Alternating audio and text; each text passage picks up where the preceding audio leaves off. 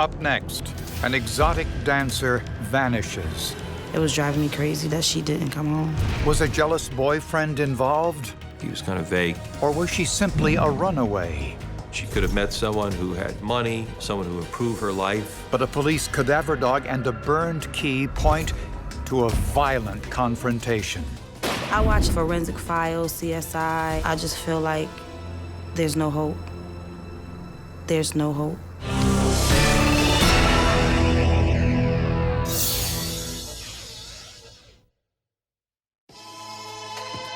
Attention all strippers. Here's a song you can work it out to. As soon as this beat come in, you let the freak come out. Let her take total control while you grab her. Hold it that bow. Move it fast, move it slow. Let you party your show.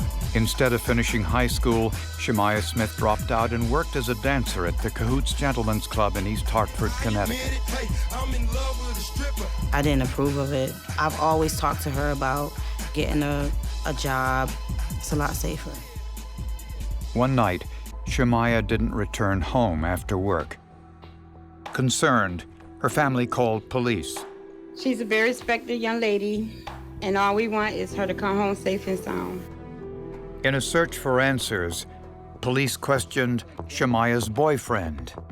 The boyfriend reportedly had some drug involvement. He was living with Shamaia Smith at her parents' home when she went missing, and he had seen her the day she went missing. He told police she left for work around 3 p.m., but said he didn't know who had given her a ride.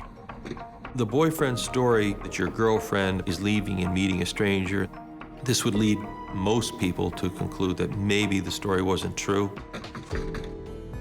Shamaya's family gave police a potential clue. Someone had left a message on Shamaya's cell phone at 11:55 a.m. before Shamaya left for work. First saved message. Hey, Maya, Kenny is back in town. Give me a call. Let me know if you want to get together. Okay. Bye. The significance of this message was enormous. It gave the police and investigators another avenue to go down. No one knew who this person was. I didn't know. I just knew something wasn't right. The number was traced to a wealthy local businessman, 56-year-old Kenneth Otto. We found out that Mr. Otto was an upstanding person.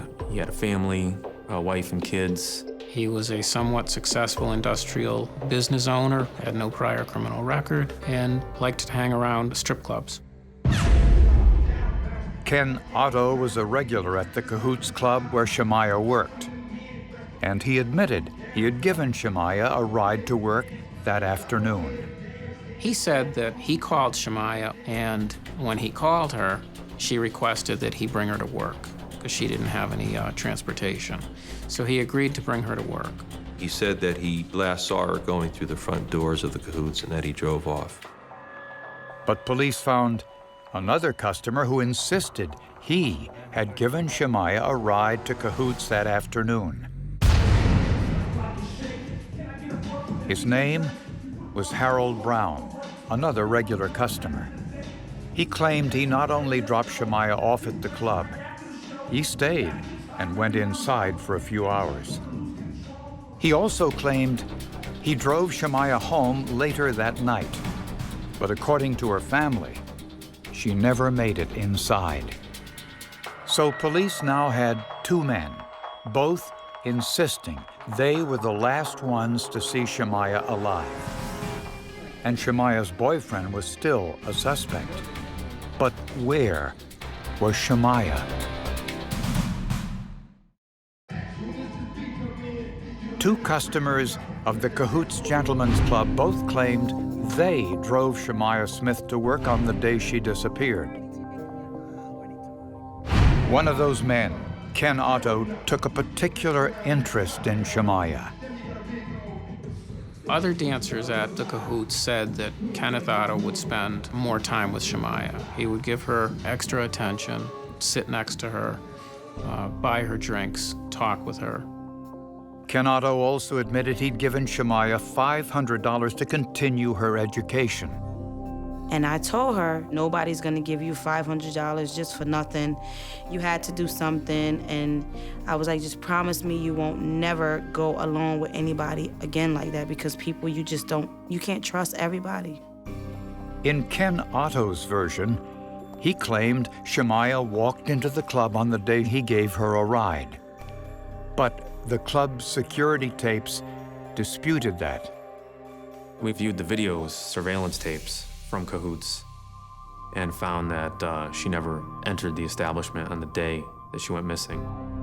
In Harold Brown's version, he not only claimed that Shamaya went into the club after he dropped her off, he also said he went in too and stayed for several hours. Again, the security tapes didn't show Shamaya or Harold Brown in the club that day. But the security tapes from the day before explain Brown's confusion. It was determined that he brought her home the day prior to her going missing. Brown had simply gotten his dates confused. It was apparent that he was being truthful. There was no motive that we could establish why he would commit a crime. So police focused their attention on Ken Otto, since he'd left a message on Shamaya's phone several hours before he admitted picking her up. On a hunch, Shamaya's sister decided to try subterfuge. She called Ken Otto and left a message on his voicemail. I called him to pretend to be Shamaya. I was like, hey, Kenny, it's Maya. Just wanted to know if you want to hook up. Just call me when you get this message. And she never received a phone call back. And that was very telling. Because now you ask yourself, why wouldn't he call her back then and ask how she's doing? When police asked Ken Otto directly if he'd ever had a sexual relationship with Shamaya, he said that wasn't possible. He told us that he was unable to perform sexually due to some surgery, a condition that he had. He has erectile dysfunction. It was not very, I'm trying to think of a word, successful. Investigators checked Shamaya's cell phone records and discovered that 5 days before her disappearance, she made 2 cell phone calls that bounced off a tower directly across the street from a 75-acre piece of land owned by Ken Otto. We thought maybe there's a possibility she might be there being held against her will. We had officers on the ground, and I directed that they go into the property and confirm that there was no one there in need of assistance. Police asked Ken Otto if they could search the property. He agreed to consent search of his property on Easter Sunday. When police arrived, they noticed construction equipment, a trailer, some vehicles, and a fire pit. There was some heavy burning in the fire pit. There was a smell of fuel. But something else bothered investigators. Apparently, Otto didn't mind the police looking around, but the cadaver dogs were another story. He became very upset when the dogs arrived. It appeared to me that he was worried we were going to find something. There was a wood chipper on the property. There's a history of cases in the past where people have used wood chippers to dispose of human bodies. At this point, convinced he'd cooperated as much as he needed to, Otto asked the police to leave. You know what? I need you to wrap this up. I didn't know you were coming out here with all these guys and dogs and stuff, so yeah, wrap this up. All right. Now. All right. When someone grants a consent to search their property, they're entitled to revoke that. But by this time, the cadaver dogs had already picked up a scent in the fire pit. One of the dogs found a chunk of flesh that it appeared to be animal flesh. Once again, Ken Otto had an explanation.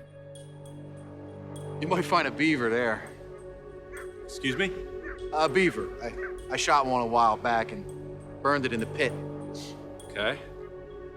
There was no obvious evidence of a beaver being in the fire pit.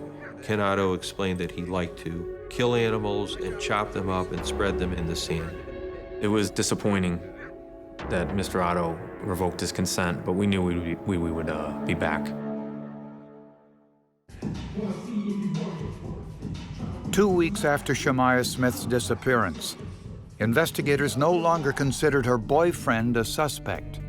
The boyfriend saw Shamaya leave the house and walk out, and that was the last time that he saw her. I believe that the boyfriend was telling the truth. Investigators were more interested in Shamaya's relationship with Ken Otto, a customer at the Cahoots Gentlemen's Club, and a piece of land he owned in rural Connecticut. It's about 75 acres large. It's landlocked. That means it's surrounded by other forest. There's one road, which is a dirt road, access to it. By his own admission, Otto was the last known person to see Shamaya alive when he picked her up at her home on the day she disappeared. Otto allowed police to conduct an initial search of his property, but asked them to leave when he realized they brought cadaver dogs. In order to perform a more detailed search, detectives needed both a warrant and lots of heavy equipment and manpower. There were 2 jurisdictions involved in this. There was a substantial rainstorm that came during that week that hampered the efforts, and they all came together, causing an 8-day delay. Not only could the rainstorm have washed away any evidence, but 8 days gave Otto plenty of time to clean up a possible crime scene. All of our fears are realized when the police go on the property. Ken Otto is in a full-size tractor attempting to bury the frame of his 30-foot trailer that was demolished and burned. Mr. Otto's property looked like man-made hell. A person that was in the process of destroying everything, trees, digging holes, destroying the dirt road that goes into the property. But the one thing Otto hadn't yet destroyed was the fire pit. I was very happy to see that the fire pit hadn't been disrupted all that much. Almost immediately, detectives got a break. In the embers, they found a house key. I took the key, cleaned it up, placed it in the door lock of Shamaia Smith's home, and it unlocked and opened the house. So it was Shamaia Smith's house key. But this didn't prove Otto killed her. In the fire pit, police also found a spent bullet and 3 shell casings from a .40 caliber handgun. On the ground, near the burned-out trailer, investigators found a mop, a vacuum cleaner, and a large piece of carpet. Serologists looked for blood, even though it had been sitting in the rain and mud for days. It's definitely a forensic science nightmare, especially when you're dealing with Mother Nature tampering with the evidence and really just presenting extra challenges. The carpet was marked with a grid of 4-inch squares, which were then swabbed with phenolphthalein and hydrogen peroxide, a chemical combination which turns pink when it comes in contact with blood. I started getting areas that were positive with my screening test. And so that got me a little excited, and I was ready to forge ahead on this thing. Each area that tested positive was marked with a piece of tape. Slowly, an unmistakable pattern began to emerge. It ended up being an area that was 4 feet by 1 foot in size. To everyone who saw it, it was a body. It appeared to be a human body. The outline was in human blood.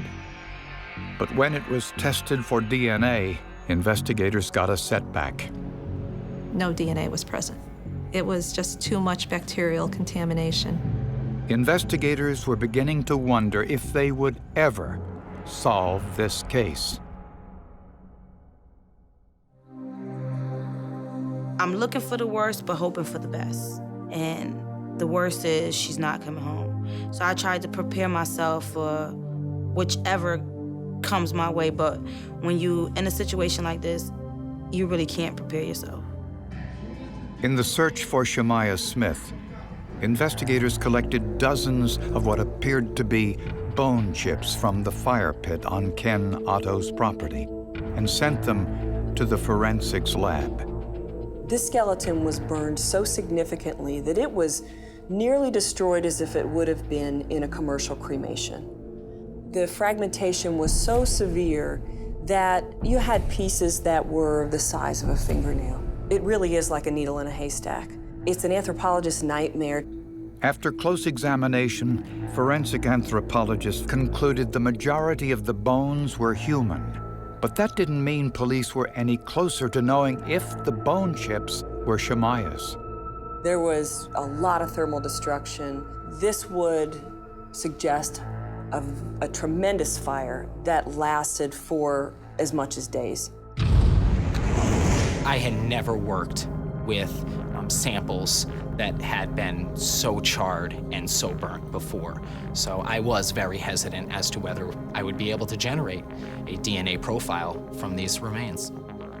But in a case with so few lucky breaks, the forensic anthropologists finally got one. They found a piece of a foot with soft tissue. There was still organic material. There was still definitely the potential of getting DNA out of that foot. Well, the other big challenge was that we didn't have a known sample from Shamaia Smith.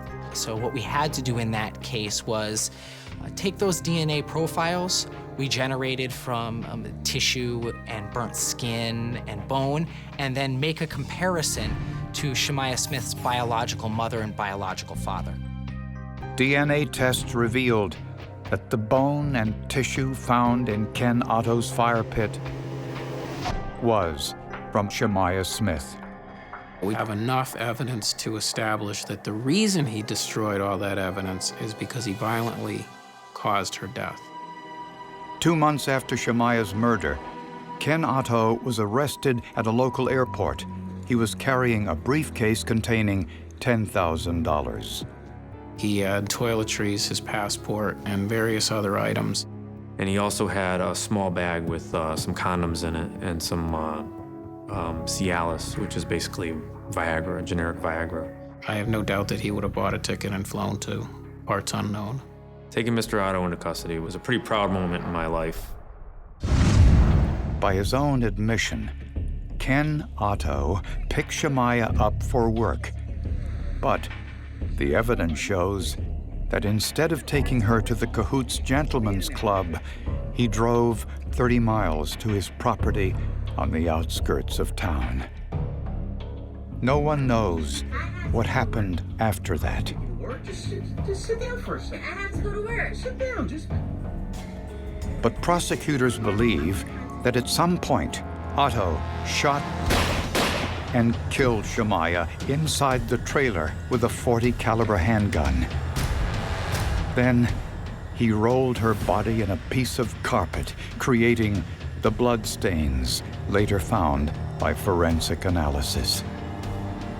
Then he burned Shamaya's body for days in the fire pit. When cadaver dogs picked up the scent in the fire pit, Otto asked police to leave, and he had 8 days to carry out the most extensive cover-up investigators had ever seen. But he couldn't destroy everything. Investigators found shell casings, a spent bullet, Shamaya's house key, hundreds of bone fragments, and even part of her foot, which all told the gruesome tale of a needless murder.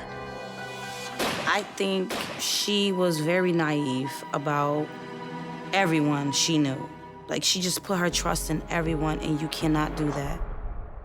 Ken Otto was tried and convicted of Shamaya's murder and tampering with evidence.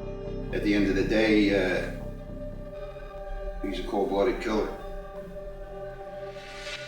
For that reason, Mr. Otto, you can stand up. On the count of murder, I sentence you to the custody of the Commissioner of Corrections for a period of 60 years. I was ecstatic when I heard the jury decision that he was guilty for murder. It was a great feeling to, not only to bring the case to an end, but also, again, for the family You know, to have a good outcome for the family was very important to me. The whole thing was really frustrating. I'm thinking, okay, well, maybe this man may get away with it, but I was determined. I was gonna fight to the end. We were all gonna fight to the end, so my sister could rest in peace and she can get the justice she deserved.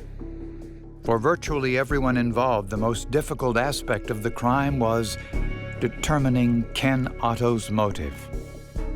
Mr. Otto exhibited sadistic behavior with his treatment of animals, and he may have been deciding to carry that kind of behavior up to a higher level and harm a human being. I couldn't understand why he would do what he did. We all have unanswered questions. We couldn't even have a proper funeral for her because there was nothing to have.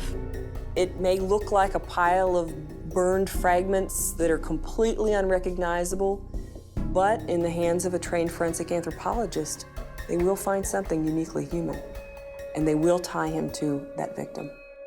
Mr. Otto thought he was going to outsmart us, and he was pretty sure of it. And he was going to do anything he could to try to outsmart us, but it didn't work.